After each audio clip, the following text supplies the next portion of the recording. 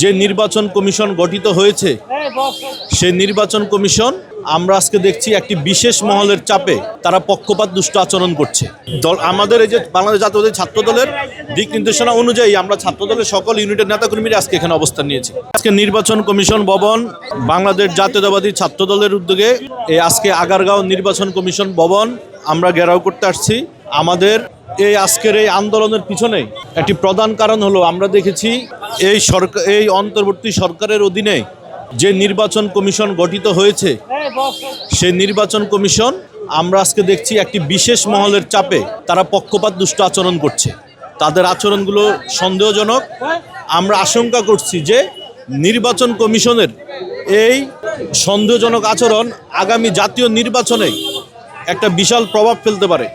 আমাদের দীর্ঘ 17 বছর যে আন্দোলন সংগ্রাম ছিল এদেশের গণতন্ত্রের জন্য, মানুষের ভোটাধিকারের জন্য, আজকে আমরা দেখছি নির্বাচন কমিশনের কিছু হঠকারী সিদ্ধান্তর কারণে আজকে আমরা শঙ্কিত যে আগামীর বাংলাদেশে আমরা একটি গণতান্ত্রিক একটি সুষ্ঠু ভোট এই নির্বাচন কমিশন উপহার দিতে পারবে কিনা সেজন্য আমরা শঙ্কিত। আরেকটি বিষয় দাবি হলো যে আমরা দেখেছি আমাদের এই অন্তর্বর্তী সরকার প্রবাসীদেরকে ভোটাধিকারের বিষয়ে এবার একটি সুযোগ তৈরি করেছে, কিন্তু আমরা সেখানে দেখেছি যে জামাত শিবিরের একটি সিন্ডিকেট আজকে দেখেছি যে আমরা প্রবাসীদের যে পোস্টাল ব্যালটগুলো সেগুলো তাদের নিয়ন্ত্রণে। আমরা দেখেছি যে এক একটা ঠিকানায় প্রবাসীদের কাছে 200-300 করে পোস্টাল ব্যালট, সেখানে তারা কিভাবে সিন্ডিকেটটা করলো সেটা নির্বাচন কমিশন সেটা যাচাই বাছাই করে দেখবে। এটা আমাদের একটা দাবি।